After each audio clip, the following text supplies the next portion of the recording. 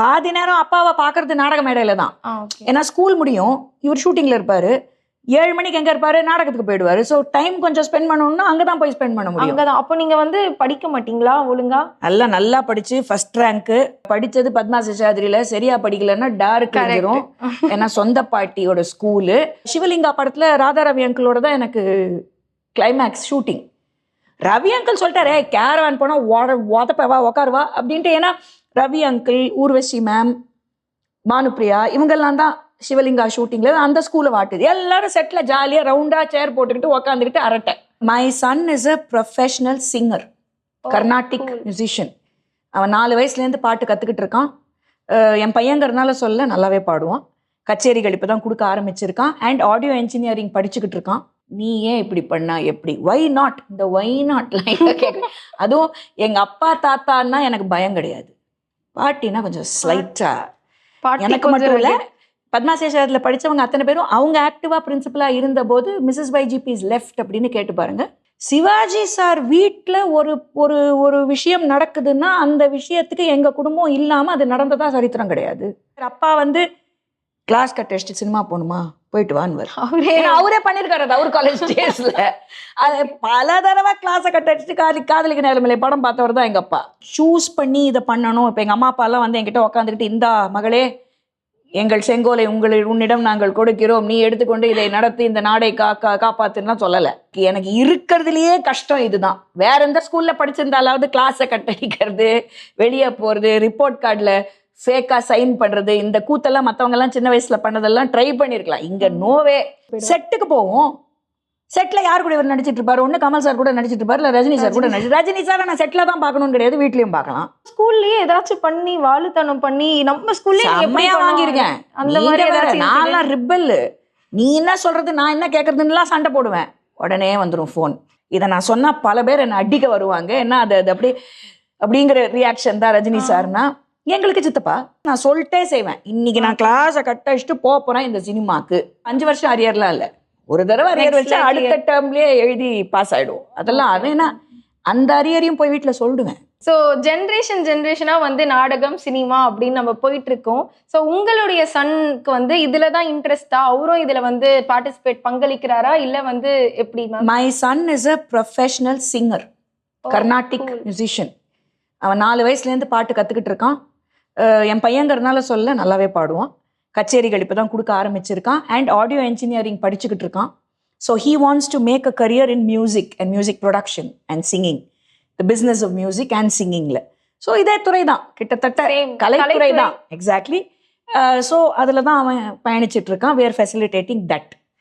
So என் பையன் doctor ஆகணும், என்ஜினியர் ஆகணும்லாம் நான் கனவு காணலை. உனக்கு என்ன பிடிக்குமோ பண்ணுன்னு, இது பிடிச்சிருக்கு, நல்லாவும் செய்கிறான். So we are encouraging him in that. So அவன் அதில் போயிட்டு இருக்கான். அந்த ஸோ நீங்கள் சின்ன வயசுலேருந்தே நாடகம் வந்து அப்பா கூட சேர்ந்து பண்ணுறதா இருக்கட்டும் அப்படி ஸ்டார்ட் பண்ணிட்டீங்க இல்லையா மேம்? பார்ப்பேன், சின்ன சின்ன விஷயங்கள் போய் பிட்டில் உட்காந்து பார்ப்பேன், சைடில் உட்காந்து பார்ப்பேன், மேக்கப் ரூமில். ஏன்னா பாதி நேரம் அப்பாவை பார்க்கறது நாடக மேடையில தான். ஏன்னா ஸ்கூல் முடியும், இவர் ஷூட்டிங்கில் இருப்பார், 7 மணிக்கு எங்கே இருப்பாரு, நாடகத்துக்கு போயிடுவார். ஸோ டைம் கொஞ்சம் ஸ்பெண்ட் பண்ணணும்னா அங்கே தான் போய் ஸ்பெண்ட் பண்ண முடியும். அங்கே தான். அப்போ நீங்கள் வந்து படிக்க மாட்டீங்களா ஒழுங்கா? நல்லா படித்து ஃபர்ஸ்ட் ரேங்க்கு. அதுவும் இங்க படிச்சது பத்மா சேஷாதிரியில. சரியா படிக்கலன்னா டார்க் கிடைச்சிரும். ஏன்னா சொந்த பாட்டியோட school, all the more strict. பாட்டியோட ஸ்கூல்ல நம்ம தான் ஜாலியா அப்படியே இருந்துடலாம். தெரியுமா எங்க பாட்டி லெஃப்ட்ல அரைவாங்க. அந்த அறை வாங்கி இருக்கிற நிறைய பேரை கேட்டு பாருங்க, அது பதிஞ்சிச்சுன்னா 4 நாளைக்கு அதை நீ கிளீன் நல்லாவே எடுக்க முடியாது. இந்த மாதிரி நாங்களும் வாங்கியிருக்கோம். அதனால எனக்கு இருக்கிறதுலயே கஷ்டம் இதுதான். வேற எந்த ஸ்கூல்ல படிச்சிருந்தாலாவது கிளாஸை கட் அடிக்கிறது, வெளியே போறது, ரிப்போர்ட் கார்டில் ஃபேக்கா சைன் பண்றது, இந்த கூத்தெல்லாம் மற்றவங்க எல்லாம் சின்ன வயசுல பண்ணதெல்லாம் ட்ரை பண்ணிருக்கலாம். இங்க நோவே. ஏன்னா எனக்கு வரதுக்கு முன்னாடி ரிப்போர்ட் கார்டு பாட்டிக்கு போயிடும். அவங்க தான் படிச்சு சொல்லுவாங்க. இருந்தாலும் ஸ்கூல்லயே ஏதாச்சும் பண்ணி வாழுத்தனம் பண்ணி நம்ம ஸ்கூல்ல செம்மையா வாங்கியிருக்கேன். அந்த மாதிரி நான்லாம் ரிப்பல். நீ என்ன சொல்றது நான் என்ன கேட்கறதுலாம் சண்டை போடுவேன். உடனே வந்துடும் ஃபோன், கூப்பிடு ரூம்க்கு, நீ ஏன் இப்படி பண்ணா எப்படி, வை நாட், இந்த வை நாட்லாம் கேட்க. அதுவும் எங்க அப்பா தாத்தான்னா எனக்கு பயம் கிடையாது. பாட்டினா கொஞ்சம் ஸ்லைட்டா. எனக்கு மட்டும் இல்லை, பத்மா சேஷாதிரியில் படித்தவங்க அத்தனை பேரும் அவங்க ஆக்டிவாக பிரின்சிபலாக இருந்தபோது மிஸ்ஸஸ் YGP இஸ் லெஃப்ட் அப்படின்னு கேட்டு பாருங்க. பல பேர் இப்படி கை வச்சுப்பாங்க. அதனால அதெல்லாம் வந்து கொஞ்சம் அங்கே பீதி தான். அதனால இந்த விளையாட்டுலாம் விளையாட முடியாது இங்க. காலேஜ் டைம்ல என்ன பண்ணீங்க? காலேஜ்ல I was studying visual communication okay. and I had a completely free atmosphere. அப்பா வந்து கிளாஸ் கட் அடிச்சுட்டு சினிமா போகணுமா போயிட்டு வான்னு அவரே பண்ணிருக்காரு அது அவர் காலேஜ் டேஸ்ல. அது பல தடவை கிளாஸை கட் அடிச்சுட்டு காதலிக்க நேரமில்லை படம் பார்த்தவர் தான் எங்க அப்பா. அதனால இதெல்லாம் நீ பண்ணலன்னு என்கிட்ட கதை அடிக்காத, கட் அடிச்சுட்டு போனியா சரி ரைட்டு, கரெக்டாக வந்துட்டல்ல வீட்டுக்கு சேஃபாக ஃப்ரெண்ட்ஸோட தானே போயிட்டு வந்தேன், அந்த மாதிரி தான் கேட்பாரே தவிர்த்து how can you do this பெண்ணாக பிறந்த நீ இதெல்லாம் கிடையாது. இந்த டைலாக்லாம் எங்கள் வீட்டில் கிடையாது. as long as you're safe, you went with your friends, you came back, fine, அவ்வளோதான். ஸோ நான் கிளாஸ் கட் அடிச்சுட்டு சினிமாக்கெலாம் போயிருக்கேன் காலேஜில்.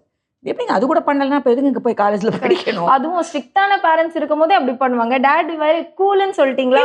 எனக்கு அந்த மாதிரி ப்ராப்ளமே இருந்தது இல்லை. சம்டைம்ஸ் நான் சொல்லிட்டே செய்வேன், இன்னைக்கு நான் கிளாஸை கட் அடிச்சுட்டு போறேன் இந்த சினிமாக்கு அப்படின்னு சொல்லிட்டே செய்வேன். பட் ஸ்டில் உங்களுடைய அந்த ஸ்கூல் டைமிங்ல எல்லாமே வந்து ப்ராப்பரா ஸ்கூல்ல விளையாட முடியாது. இல்ல ஸ்கூல் காலேஜ் டைம்ல என்னதான் இந்த மாதிரி நீ என்ன வேணாலும் பண்ணு, ரிசல்ட்ல எங்கேயாச்சும் சரிஞ்சிச்சுன்னா காலி.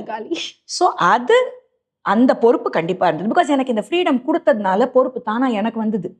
நம்மளை நம்பி இதை நம்ம பண்றாங்களே, அப்ப நம்ம அவங்க கேட்கறது என்ன, குட் ரிசல்ட்ஸ், அதை நம்ம கொடுத்துடணுங்கிறது. நான் என்னைக்குமே ஸ்கூல்லையும் சரி காலேஜ்லையும் சரி கரெக்டாக படித்த ஸ்டூடெண்ட் தான், நல்ல மார்க் எடுக்கிற ஸ்டூடெண்ட், டாப் 5ல எப்போதுமே இருப்பேன், அந்த மாதிரி ஸ்டூடெண்ட் தான். இது அஃப்கோர்ஸ் காலேஜ்ல சம்டைம்ஸ் அரியர் வரும், யாருக்கு தான் வராது அரியர், எல்லாரும் எழுதிருச்சு கண்டிப்பாக சில சப்ஜெக்ட்ல. ஏன்னா புரியாத சப்ஜெக்ட், படிக்காத சப்ஜெக்ட்ல அரியர் வச்சிட்டீங்களா மேம்? விஸ்காம்லயே அரியர் வைக்கல, இந்த ரீடிங் ஜெர்மன் அந்த மாதிரி இந்த தொத்து சப்ஜெக்ட்ல இருக்கும், அத மாதிரி சில சப்ஜெக்ட்ல. ஆனா உடனே வந்து 5 வருஷம் அரியர்லாம் இல்ல, ஒரு தடவை அரியர் வச்சா அடுத்த டேர்ம்லயே எழுதி பாஸ் ஆயிடும். அதெல்லாம் அது ஏன்னா அந்த அரியரையும் போய் வீட்டுல சொல்லிடுவேன். இங்க மறைக்கிறதுங்கிறதே கிடையாது, எங்க வீட்டுல சொல்லிடுவேன் அரியர் வச்சிருக்கேன் இதுல சரி அடுத்த முடிச்சே தீரணும், ரைட் முடிச்சிடுவேன். இந்த ஒரே ஒரு ஸோ இன்சைட் 3 இயர்ஸ் முடிஞ்சு டிகிரி கரெக்டா வாங்கிட்டேன். இந்த 3 வருஷம் விஸ்காம் 5 வருஷம் படிக்கிறது இதெல்லாம் கிடையாது, இதுக்குள்ளேயே அந்த ரொட்டேஷன் தான். பட் விஸ்காம் வந்து எடுத்ததுக்கான main reason because we were in this field, அதனால இதே ஃபீல்டு தான் தொடர்ந்து நம்ம பயணிக்க போறோங்கிறது தெரியும். ஸோ வாட் இஸ் இன்ட்ரெஸ்டிங் படிக்கலாங்கிறதுனால தான் விஸ்காம் சூஸ். பட் உங்க அல்டிமேட் கோல் வந்து ஆக்டிங் தான்? அப்படி இல்லைம்மா, நான் வந்து இதை வந்து சூஸ் பண்ணி இதை பண்ணணும். இப்போ எங்கள் அம்மா அப்பாலாம் வந்து என்கிட்ட உட்காந்துக்கிட்டு, இந்தா மகளே எங்கள் செங்கோலை உன்னிடம் நாங்கள் கொடுக்கிறோம், நீ எடுத்துக்கொண்டு இதை நடத்தி இந்த நாடை காப்பாத்துன்னா சொல்லலை. அவங்க பார்த்து இந்த வீட்டில் இருக்கிற கலைகளை பார்த்து தானா அது நம்மளுக்குள்ள இன்ஸ்பயர் ஆகி நம்மளும் இதை செஞ்சா நல்லது தானே, you enjoy, they are enjoying what they are doing, we will also enjoy what we do, inspire ஆகி வந்தது தான்.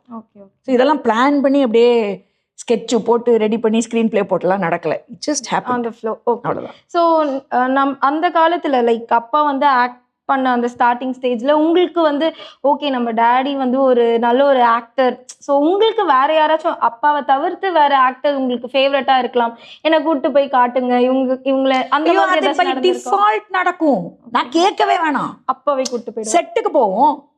செட்ல யார் கூட இவர் நடிச்சிட்டு இருப்பாரு, ஒண்ணு கமல் சார் கூட நடிச்சிட்டு இருப்பாரு, இல்ல ரஜினி சார் கூட ரஜினி சார் நான் செட்ல தான் பார்க்கணும்னு கிடையாது, வீட்லயும் பார்க்கலாம், எனக்கு அது பிரச்சனை இல்லை. இதை நான் சொன்னா பல பேர் என்ன அடிக்க வருவாங்க, என்ன அது அப்படிங்கிற ரியாக்ஷன் தான் ரஜினி சார்னா எங்களுக்கு சித்தப்பா.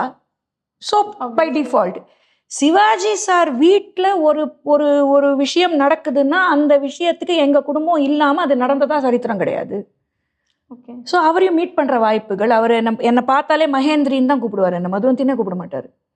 எனக்கு அப்பாவோட அச்சா நானு, அதனால மகேந்திரி அப்படின்னு தான் கூப்பிடுவாரு, சேர்த்து எழுதுக அப்படிதான் கூப்பிடுவாரு. ஸோ அது வந்து ஒரு வீட்டில் ஒரு பெரிய தாத்தாவை பார்க்குற மாதிரி ஒரு ஃபீலிங், இவங்களெல்லாம் பார்க்கும்போது வீட்டில் இருக்கிற அங்கிள்ஸை பார்க்குற மாதிரி ஒரு ஃபீலிங். பிரபு அங்கிள், கார்த்திக் அங்கிள், நான் சொல்றேன் எனக்கு இது இப்படிதான் வரும் பேரு. People will be wandering, Sridevi aunty, Radhika aunty, Suhasini aunty, எல்லாரையும். ஸோ இது நான் வந்து எனக்கு இப்போ Sripriya aunty such a dear friend, இப்போ எங்க பார்த்தாலே எப்படி இருக்க அந்த குழந்தை, இந்த சின்ன வயசுல பார்த்த அந்த பாண்ட், எனக்கும் அவங்களெல்லாம் பார்க்கும்போது அப்படிதான் அந்த ஆண்டி ஃபீலிங் தான் முதல்ல வரும். ஸோ அதெல்லாம் வந்து by default.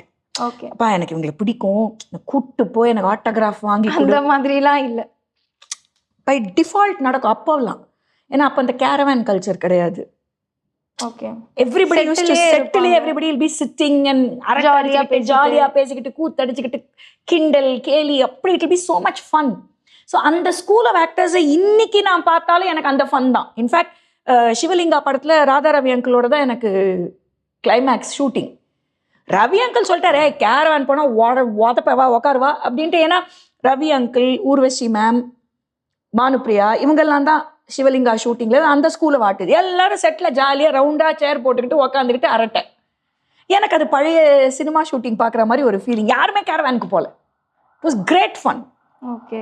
So that was அந்த இதில் வளர்ந்ததுனால இவங்களை போய் பார்த்து வெளியே வரும் கேரவான்லேருந்து வெளியே வரும்போது ஒரு செல்ஃபி எடுத்துக்கலாம், இந்த இதுவே கிடையாது. அப்போ செல்ஃபியும் வரையில ஃபோட்டோவே சொல்கிற ஒரு ஃபோட்டோகிராஃபர் ஃபோட்டோ எடுக்கணுங்கிறது கூட இட் வாஸ் ஆல் அது கேஷுவலாகவே தான் நடக்கும். கேஷுவல், யா.